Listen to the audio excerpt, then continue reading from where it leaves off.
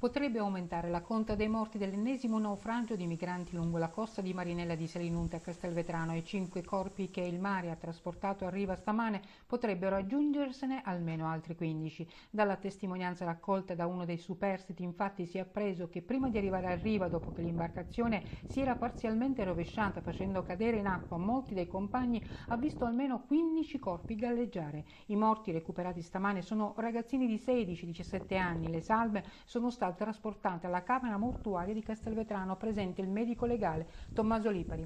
Vorrei avvisare mia moglie e i miei figli che sono vivo, è stata una delle prime frasi di uno dei migranti appena arrivato a riva.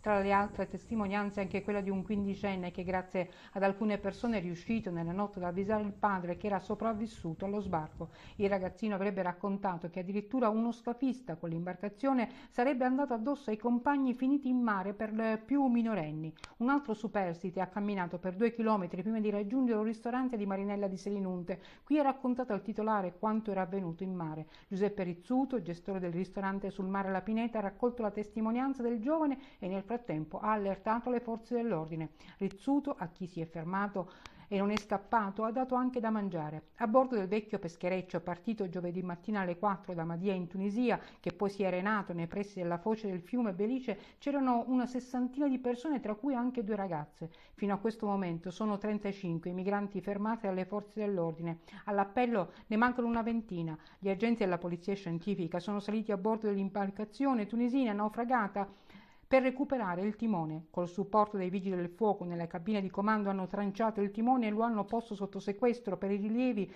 alla ricerca di eventuali impronte digitali di chi conduceva la barca. Stamattina i vigili del fuoco avevano trovato all'interno del natante 5 bidoni pieni di nafta e una bombola del gas.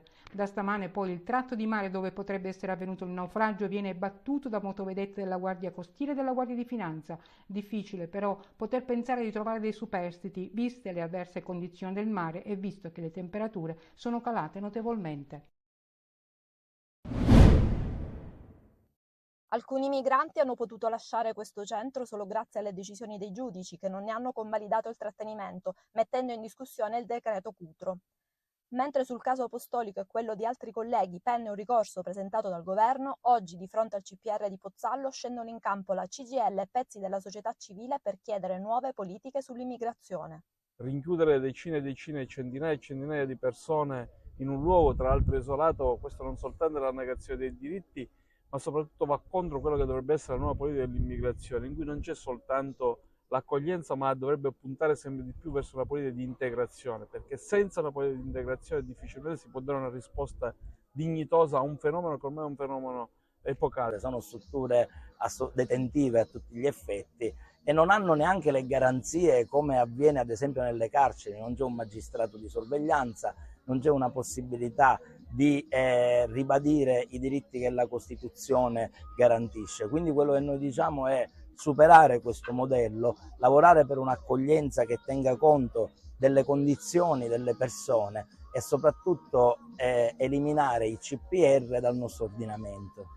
Il comizio si è svolto davanti alla struttura contestata, nel cuore della zona industriale di Pozzallo, dalla quale in parecchi hanno seguito l'intera manifestazione separati da barriere e filo spinato. I CPR sono dei non luoghi in cui esistono delle cose terribili che vengono spesso nascoste, quindi siamo qui per chiedere che i CPR in Italia vengano chiusi e che il CPR davanti al mare di Pozzallo non arrivi al suo fine. I manifestanti hanno lanciato un applauso di incoraggiamento verso il CPR per ribadire la tutela dei diritti universali in linea con la Costituzione italiana.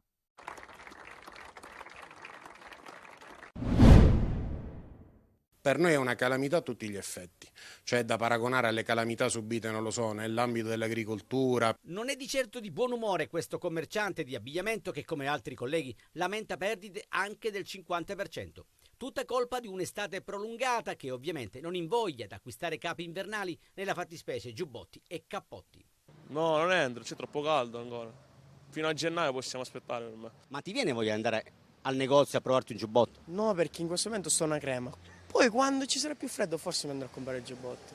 Si gira a maniche corte ed ancora si vendono costumi. Per l'estate 2024? No, per Ognissanti 2023.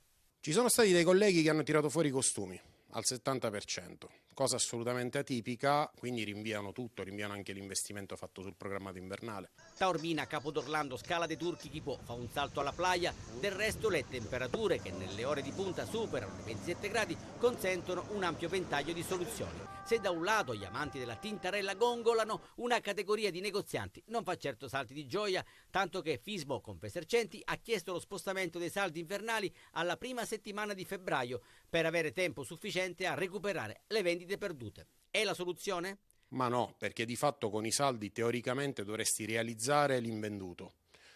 Qui purtroppo di invenduto la percentuale è superiore a quella del venduto, per cui inevitabilmente no. Una cosa è certa, stanotte torna in vigore l'ora solare, alle 3 le lancette andranno spostate un'ora indietro. Dormiremo 60 minuti in più, ma avremo anche un'ora in meno di luce.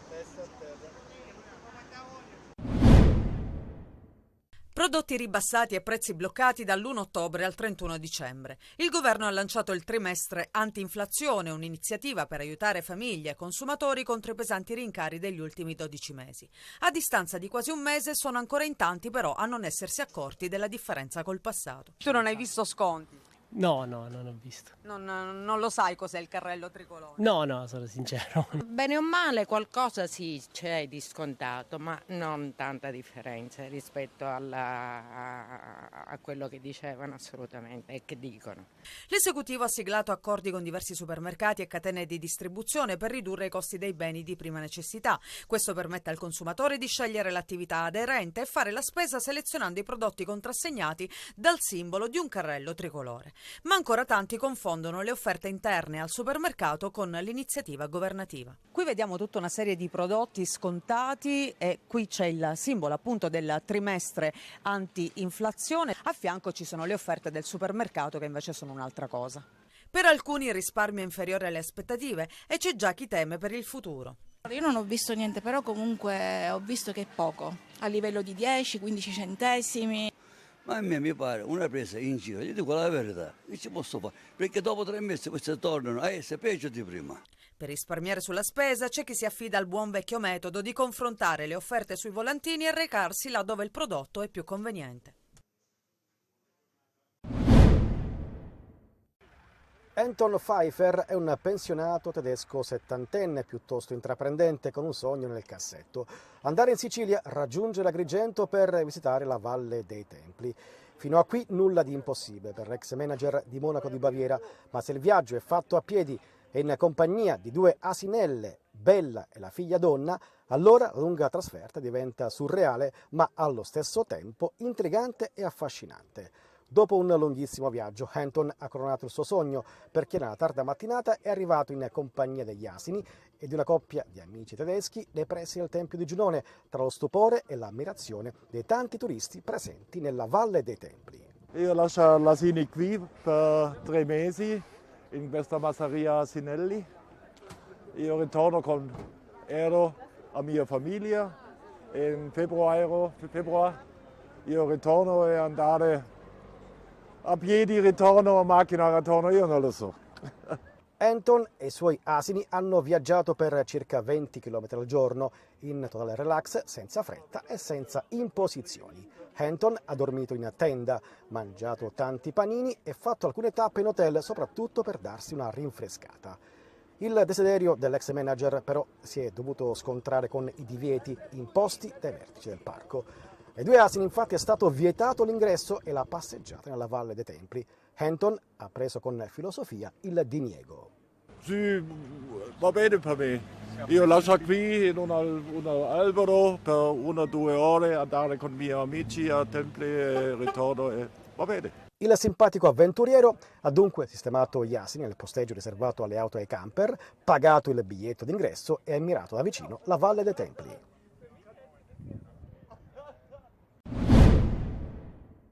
Si è risolto dopo quasi 3 anni il mistero delle ossa umane rinvenute in fondo alla diga Garcia tra Contessa Entellina e Monreale. I carabinieri del nucleo investigativo di Monreale, dopo gli accertamenti tecnici fatti dal RIS di Messina, sono riusciti a risalire all'identità della persona. Si tratta di Salvatore Mulè, che risultava scomparso da Camporeale dal 1 febbraio 2006. I suoi resti ossei erano stati rinvenuti in fondo alla diga nel dicembre del 2020. Al vaglio degli inquirenti, dicono dal comando dei carabinieri, c'è l'ipotesi che si tratti di un caso di lupara bianca, probabilmente riconducibile ai trascorsi criminali di Salvatore Mulè e ai rapporti che legavano quest'ultimo ad esponenti della malavita organizzata. Infatti Mulè, allevatore di animali e pluripregiudicato, era il nipote di Rosario Mulè, detto Manuzza, appartenente al clan di Camporreale, che era morto nel 2014. Così viene risolto il mistero su cui aveva indagato la DDA di Palermo, il fatto che a occuparsi del caso erano stati gli inquirenti della direzione distrettuale antimafia aveva già lasciato intendere che la vicenda potesse essere legata in qualche modo a Cosa Nostra, sospetti che adesso trovano conferma. Un'endoprotesi mortale che oggi costa alla Spotto quasi 1 milione di euro. La condanna è arrivata dalla Corte d'Appello di Catania, a cui si sono rivolti i familiari di Salvatore, morto all'età di 80 anni, dopo un intervento chirurgico all'Umberto I di Siracusa. Era il 2011, una caduta gli aveva provocato la frattura del femore. Qualche giorno dopo l'intervento, però, le sue condizioni peggioravano sempre più e con un tampone si era scoperto che la protesi nell'anca sinistra era stata attaccata da 2 batteri che hanno resistito anche agli antibiotici. Prima trasferito in una casa di cura privata, con il peggioramento della situazione era tornato all'Umberto I. A quasi 2 mesi dalla caduta, però, l'infezione aveva avuto la meglio. La moglie e i 3 figli non hanno digerito quanto accaduto e così, tramite i loro legali, si sono rivolti al Tribunale di Siracusa per una consulenza tecnica. La morte di Salvatore, ottantenne ma in salute, non solo era evitabile, ma è proprio dipesa dall'infezione nosocomiale che egli ha contratto presso l'ospedale Umberto I di Siracusa. Infezione derivante dalla mancata sanificazione e sterilizzazione che poi costituisce una delle cause più frequenti dei decessi per responsabilità ospedaliera. Nel 2019 l'ASP era stata condannata a risarcire 250.000 euro, provvedimento che però l'azienda aveva impugnato. Un maxi risarcimento è arrivato con la sentenza della Corte d'Appello, che ha deciso che l'azienda deve risarcire 265.000 euro alla moglie e 185.000 euro ad ogni figlio. La Corte d'Appello di Catania, nel liquidare alla vedova e ai 3 figli quasi 1 milione di euro, ha fatto corretta applicazione delle tabelle milanesi del 2022 sul danno da perdita del congiunto. Non c'è niente da nascondere, perché è tutta alla luce del sole, perché sono cose che possono capitare, sarebbe meglio che non capitassero, ma tutti siamo umani e tutti si può fare degli errori, non siamo qui a mettere la croce addosso a nessuno e a colpevolizzare nessuno. L'ora della resa dei conti in casa Catania c'è stata, almeno a parole, con un confronto deciso, a tratti duro tra dirigenti, tecnica e squadra. Adesso occorre vedere gli effetti sul campo, dove non ci sarà Rizzo, il centrocampista messo fuori rosa dopo la discussione con Tabiani.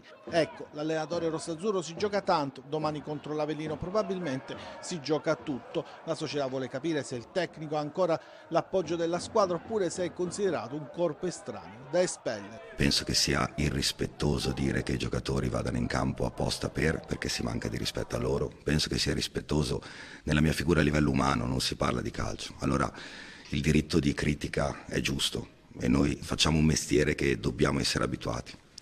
Però toccare gli aspetti umani può diventare un po'. Io vado in via plebiscito e mi faccio mettere sul fuoco, sulla certezza che i ragazzi facciano il massimo per me e per il Catania, che è la cosa più importante. La risposta la potrà dare la partita contro l'Avellino. Tabiani deve fare i conti con diverse assenze, anche importanti. Livieri, Zanellata e Deli, Di Carmine e Marsura da ultimi. Ha recuperato Quaini che potrebbe rientrare dal primo minuto, così come la punta Chiarella, convocato da 2 gare, ma non ancora impiegato. Non abbiamo mai preso alibi di assenze. Stiamo vivendo una situazione dall'inizio dell'anno particolare ed è indubbio che prendono magari determinati reparti, no? Domenica avevamo fuori 3 centrocampisti, ora sono fatti male 2 o attaccanti o quinto come ha giocato Davide ultimamente. Questa è una situazione che non aiuta sinceramente, non l'ho mai detto e certamente oggi non arrivo a cercare questo alibi. Diciamo che può rafforzare quello che stiamo facendo, però è anche ovvio e obiettivo che qualche difficoltà a livello numerico ce l'abbiamo dall'inizio dell'anno. L'Avellina arriverà con la voglia di proseguire la striscia di risultati utili consecutivi. Sono 4 le vittorie nelle ultime 4 gare. Saranno ancora Auto Cionec, Patierno e Tito, rientrano Falbo e l'ex Dall'Oglio. Per Casarini si deciderà solo in prossimità della gara. Una gara che avrà il palcoscenico nazionale di Rai 2 che la trasmetterà in diretta. Al Massimino non ci saranno i tifosi dell'Avellina a cui è stata vietata la trasferta. Il pareggio rimediato al 104esimo con lo Spezia ha caricato ulteriormente l'ambiente e il Palermo che domani al Barbera contro il Lecco vuole tornare alla vittoria. Il trend casalingo del rosanero non è in questo momento al pari di quello esterno, dove il Palermo ha collezionato 13 dei 20 punti in classifica. Al Barbera i siciliani non riescono a sfondare. Eugenio Corini deve scegliere se confermare gran parte della formazione che ha affrontato lo Spezia o dare spazio a quelli che nel secondo tempo hanno contribuito alla rimonta. Il tecnico ha qualche dubbio in tutti i reparti, ma sembra orientato a fare pochi cambiamenti di formazione. Gli indisponibili sono Buttaro, Koulibaly e Di Mariano. In attacco Mancuso e Soleri devono giocare dall'inizio e il grande dubbio che Corini avrà fino all'ultimo minuto. Il tecnico però sembra orientato in questo momento a schierare Insigne sulla destra, Brunori al centro e Di Francesco a sinistra. Mancuso e Soleri pronti a subentrare nel secondo tempo. A centrocampo titolare Stulaz, in difesa ballottaggio Liunda Aurelio. Poi per il resto conferma per la coppia Ceccaroni-Lucioni e Matteo a destra. Lecco che in ripresa la formazione lombarda viene dalla vittoria sul campo del Pisa. Per il Palermo non una gara semplice. Domani fischio d'inizio alle 16:15. Turnover per necessità, non per scelta. Giacomo Modica per la gara di Crotone cambia interpreti per le assenze degli squalificati Manetta in difesa e Plesce in attacco, uomini chiave di questo Messina. Out anche Tropea, convocati invece Lia, Polito e Firenze, tutti e tre in condizioni fisiche precarie, ma almeno 2 dovrebbero giocare dall'inizio, seppur ancora in fase di recupero. L'organico giallorosso però richiede straordinari a tutti, dentro Pacciardi e Luciani che hanno più di qualcosa da farsi perdonare. Al Messina servono punti e quello di Crotone non sembra il viaggio ideale per tornare in Sicilia con un risultato positivo e una classifica migliore. Abbiamo l'opportunità di andare a fare la partita e cercare di dare il meglio di noi affinché questa partita venga messa nel dimenticatoio, con la consapevolezza di sapere che incontriamo una grande squadra, quindi, ma ciò non toglie il fatto che questa squadra qua con le grandi squadre si è sempre esaltata.